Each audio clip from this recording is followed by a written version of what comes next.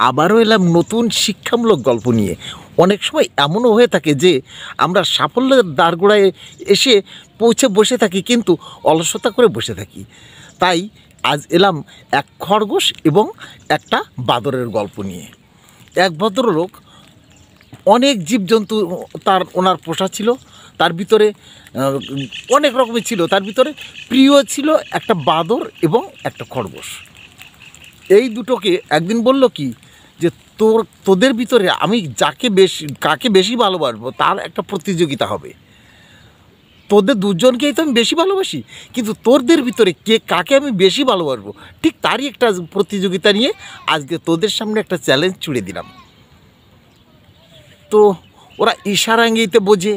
ওদের সাথে আচরণ করতে করতে এমন হয়ে গেছে, ওদের ভাষা যেমন মনিব বোঝে, মনিব বলতে ওর মালিক বোঝে, ঠিক মালিকের যে কথাবার্তা তাও ওরা বোঝে। এবং বাদর যেমন বুদ্ধিমান আর খরগোশও তেমনি বুদ্ধিমান, যারা ওরা বুঝে নিতে পারে এবং ইশারা ইঙ্গিতে বুঝিয়ে দিতে পারে। এখন মালিক বলল কি যে আমার ওই যে একটা জমি দেখেছি, যে জমিতে আমি কিছুই লাগাইনি, ওতে 35-40টা মাদা করা আছে, যেখানে আমি শুধুমাত্র কিছুই লাগাইনি, শুধু মাদা করে রেখেছি।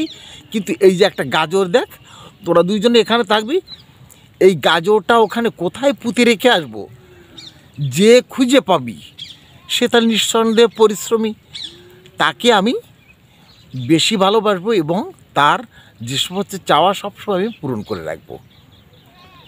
তো দুজনেই রাজি হয়ে গেল। এবার ওদেরকে না দেখিয়ে মালিক করলো কি, ওই গাজরটা একটা মাদার ভিতরে পুঁতে রেখে দিল।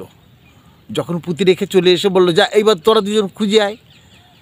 বাদর তো বুদ্ধিমান, খুব চালাক, ও ভাবছে কি কোনটার ভিতরে না কোনটা এত ফোড়া মাটি খুঁড়ে খুঁড়ে পারা যায়। ও একটু চেষ্টা করে বা না করে আস্তে গিয়ে একটা মাদার পাশে বসে আস্তে ঘুমিয়ে পড়েছে। আর খরগোশটা ও প্রত্যেকটা মাদা একটু একটু করে খুঁড়ে খুঁড়ে দেখছে কোনটার ভিতরে আছে। দেখতে দেখতে সমস্ত মাদাগুলি দেখা হয়ে গেল, শুধুমাত্র একটা মাদা বাকি আছে। তখনও করলো কি করা যায়, দেখে যে সেই মাদাটাতে ওই যে বাদরটা ও মাথা দিয়ে শুয়ে আছে। গিয়ে বলছে, বাদর ভাই তুমি একটু সাইড দেবে? তো বলছে, কেন? আমি সব মাদা দেখতে বাকি আছে, শুধুমাত্র এইটা বাকি আছে, দেখা হয়ে গেছে, এইটা বাকি আছে, তুমি একটু সরো, আমি এই মাদাটা একটু দেখবো।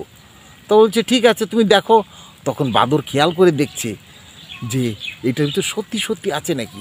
খুঁড়ে দেখে কি না, সত্যিই আছে। যখন পেল তখন খরগোশটা তো ওই গাজরটাকে নিয়ে ছুটতে ছুটতে চললো মালিকের কাছে, যাতে ওর কাছ থেকে বাদরটা তুলে নিতে না পারে বা কেড়ে নিতে না পারে। ও তো ছুটতে ছুটতে চললো, গিয়ে মালিকের কাছে দিল। আর বাদরটা তখন ভাবতে লাগলো, আমি তো ওই যে মাদাটার কাছে সারাটা সময় কাটালাম, ওখানে ঘুমিয়ে কাটালাম, কিন্তু আমি যদি ওইটা থেকেই প্রথম শুরু করতাম তাহলে কিন্তু আমি মালিকের কাছে প্রিয় হতাম। ঠিক এমনিই হয়ে থাকে জীবনের অনেক অনেক সময় আমরা যেখানে সাফল্যতা ঠিক সেখানে গিয়েই উপস্থিত হয়ে আমরা অলসতা করে পড়ে থাকি।